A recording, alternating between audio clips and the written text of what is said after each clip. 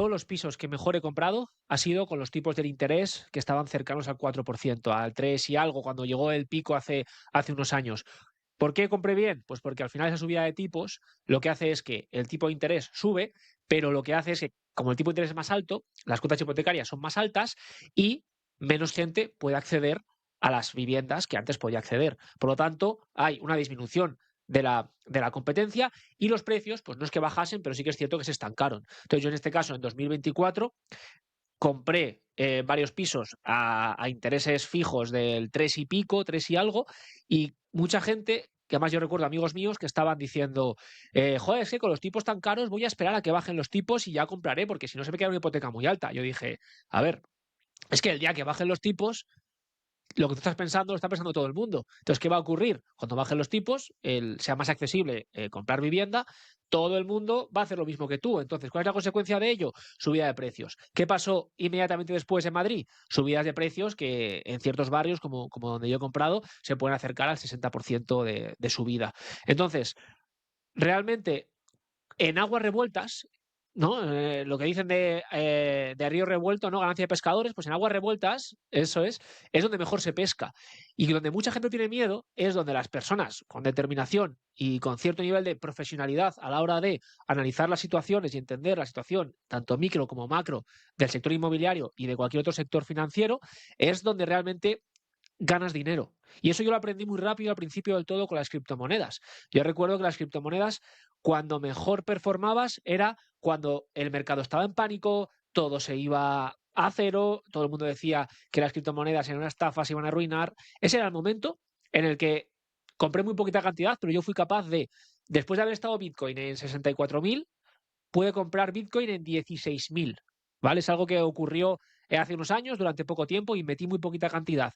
Pero ese es un ejemplo muy claro de cómo cuando todo el mundo entra en pánico, si tú realmente tienes claro los fundamentales del mercado, tienes claro a nivel macro cómo van las cosas y tienes muy claro tu tesis de inversión, es donde realmente saca las oportunidades. Entonces yo realmente donde mejor he comprado y mejor negocio he hecho ha sido en momentos en los que la gente no se atrevía. Y aquí también apuntar que de cara a un escenario de subida de tipos, pues es muy interesante la figura de la hipoteca fija, ¿no? Yo mismo he variado de hipotecas variables que sacábamos hace años. Hace años, los que llevamos más tiempo invirtiendo, no existía prácticamente la figura de la hipoteca fija. Y en caso de existir, tampoco era algo ni que los bancos le dieran mucho bombo ni que la gente se quisiera proteger ahí, pero en realidad yo ahora pienso con lo loco que está el mundo, con la situación geopolítica que tenemos a nivel mundial, puede venir un cisne negro en cualquier momento. ¿Y quién te dice que no se pueda poner el Euribor en algún punto entre hoy y dentro de 30 años y permanezca el Euribor al 8% un año? O sea, no me parecería tan descabellado. Entonces creo que una buena forma de protegernos es cogiendo hipotecas fijas, que muchas veces a corto plazo pueden ser menos interesantes, pero al final es una protección muy buena porque le derivas todo ese riesgo al banco.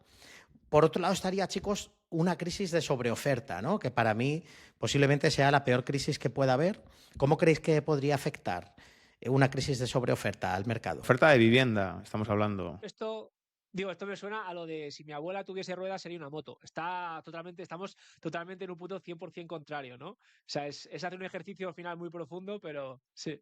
Una cosa es sobreoferta de vivienda, que hay déficit, pero sí que yo he vivido, he experimentado, por ejemplo, en Cuenca, que ya os lo he comentado alguna vez, sobreoferta de habitaciones en zonas concretas. O sea, ojo que ahí cambia. O sea, al final esos son muchos micromercados y cada uno tiene sus casuísticas. Entonces, por ejemplo, una forma de protegerme, que a mí me vino muy bien, me vino dado un poco de manera orgánica, es entrar pronto en un mercado y también tener pluses, ¿no? Que tu piso sea un poco una vaca púrpura. O sea, cuando todo va bien y ahora mismo pues pones un anuncio y te llaman 500, pues puedes tener un piso reventado, sin ascensor, sin adecuación ninguna, con un baño para 500 personas y lo vas a alquilar.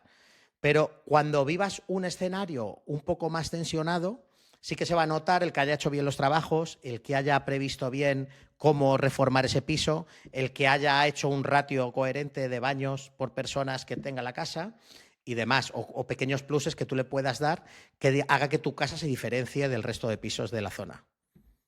Sí, total. Mira, si puedo decir yo algo aquí al respecto.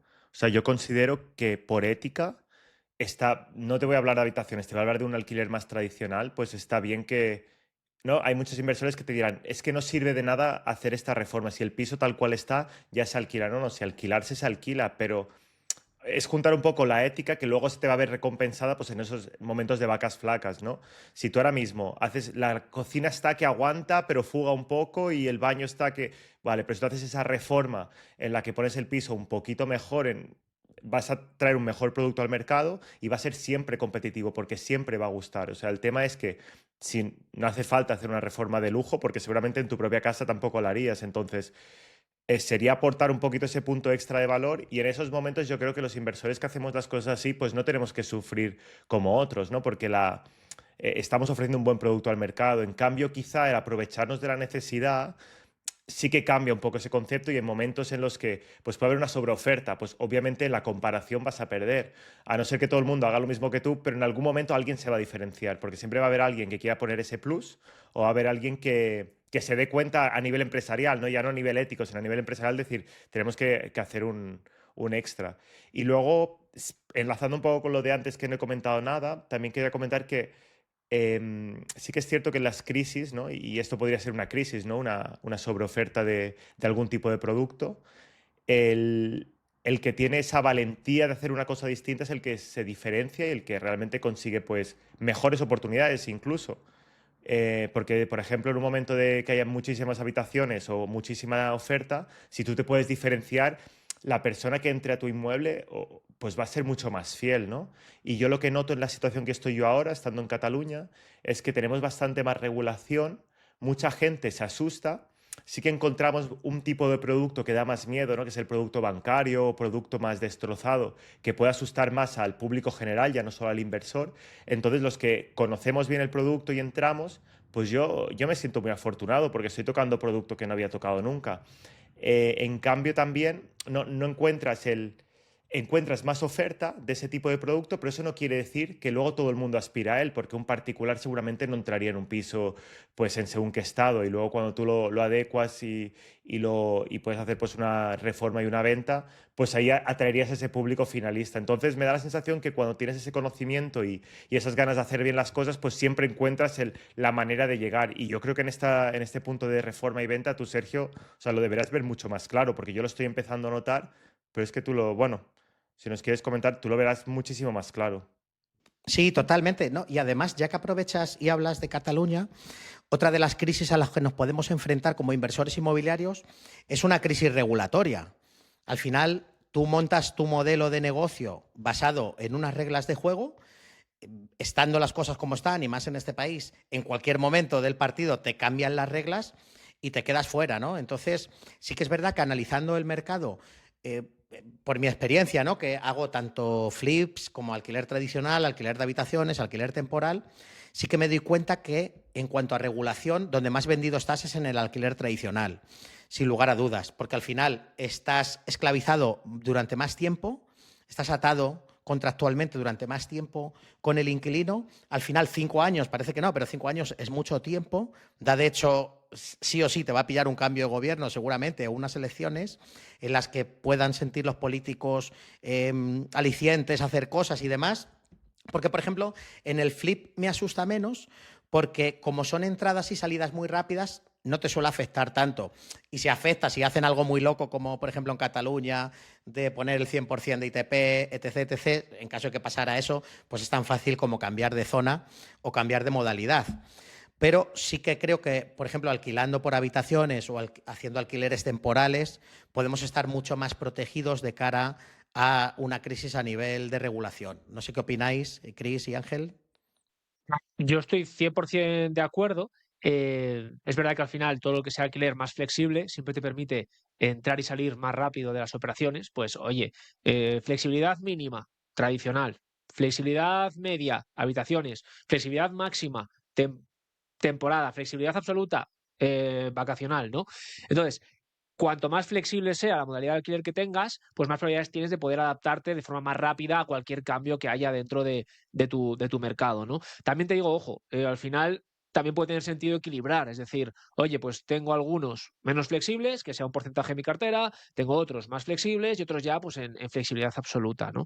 Entonces, tener varios modelos, yo no lo hago, o sea, yo solamente hago habitaciones, pero tener varios modelos, pues ahora analizándolo y reflexionando sobre ello, puede tener sentido. Quería comentar también, respecto a este tema, cuando ha hablado Ferran de un poco de la calidad de los servicios y de las reformas, es verdad que cada vez es un mercado más competido y cuando un mercado empieza a estar más saturado hay que competir. Y cuando hay que competir hay que mejorar, y hay que hacer todo mejor y hay que pelearse por conseguir al mejor inquilino, ¿no? Y al final, realmente muchas veces intentamos limitar los precios a base de Real Decreto cuando la solución se está viendo pues, en algunas ciudades donde hay sobresaturación de oferta en ciertos activos, como por ejemplo puedan ser las habitaciones en ciudades más pequeñas, ¿no?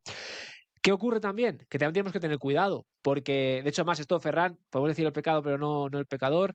El otro día pues estuvimos hablando con una persona que se dedica al sector. Y claro, esta persona que se dedica al sector, él está acostumbrado a un segmento más de lujo, ¿no? Un poquito más de Madrid M30, zonas de alta calidad.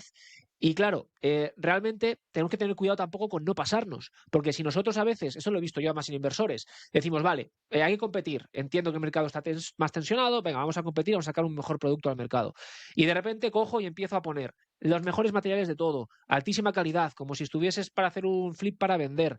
Empiezo a gastarme cantidades ingentes de dinero en tener el mejor producto del mercado. Y dices, vale, me he gastado mucho dinero. Entonces, ahora lo que tendré que hacer es subir el precio para poder recuperar mi inversión, ¿no? Que eso es lo lógico que piensa mucha gente. Y de repente te plantas con precios que están muy por encima del mercado. Habitaciones a 700 euros, 800 euros.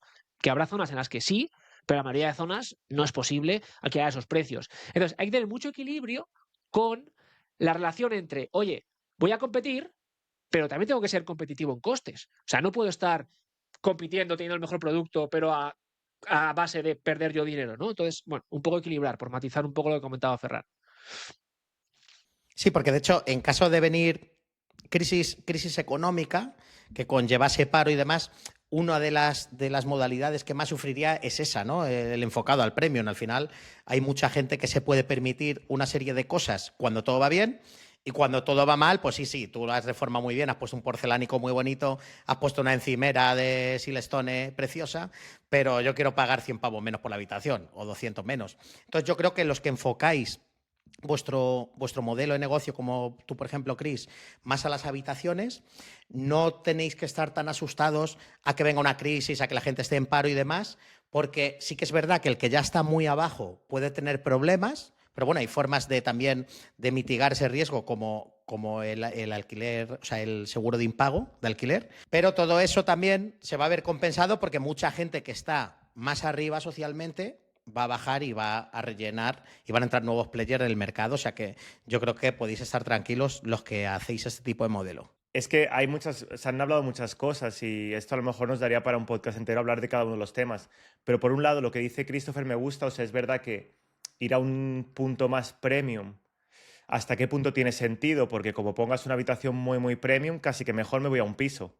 No tendrá el Super Silestone o tendrá el porcelánico de no sé qué, pero vivirás solo. Entonces, al final no es todo la calidad. Entonces, ahí lo que comentaba Christopher, estoy súper de acuerdo, que hay un límite y también es no verlo tanto desde el punto, bueno, yo lo veo un poco más desde el punto emocional o empático, ¿no? Es decir, es que tienes que ser competitivo cuando el mercado a lo mejor no es competitivo también por ofrecer ese producto, ¿no?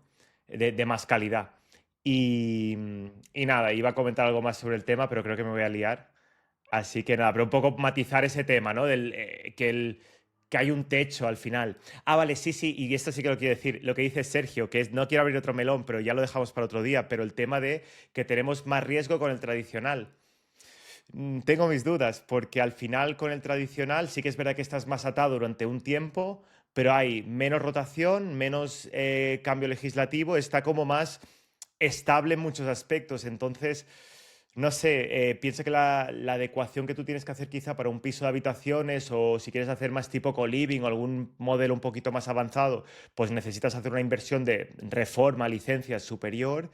Entonces, si yo tengo que virar cómo está funcionando un inmueble, obviamente tengo esa atadura de esos 5 años, pero si realmente tengo que cambiar el tipo de modelo que estoy haciendo, pues no me va a suponer un sobrecoste muy grande. En cambio, si he hecho habitaciones, pues le has metido una reforma de bastante más capital, seguramente la electricidad la hagas mucho más compleja. Entonces, bueno, ya te digo, yo dejo el melón ahí abierto, no sé si es el momento para debatirlo, pero creo que nos va a dar, bueno, según lo que la gente opine y un poco lo que podamos comentar, yo creo que esto da para un podcast entero, ¿eh? Sí que da, yo creo que sí que da. Yo, vamos, solamente ya la guinda, que yo soy también muy pro tradicional, o sea, creo que hay que tener la cartera diversificada, o al menos ese es mi modelo de inversión y me siento muy cómodo con mis tradicionales, igual que me siento cómodo con las habitaciones. En este caso yo creo, Ferran, que lo que comentaba Sergio es que tú puedes salir de mercado de una forma más ágil, porque al final no estás atado a esos 5 años. Pero en cuanto a seguridad por esos periodos vacantes, por esas posibles sobreoferta, cuando el tradicional, en cambio, sobreoferta va a ser muy, muy complicado, tendrán que pasar muchos años, mucha construcción, políticas de inmigración distintas que no permitan que venga tanta gente, etcétera. Tienen que pasar una serie de cosas muy, muy, muy complicadas para que el tradicional se vea afectado en cuanto a la oferta y demanda que tenemos ahora.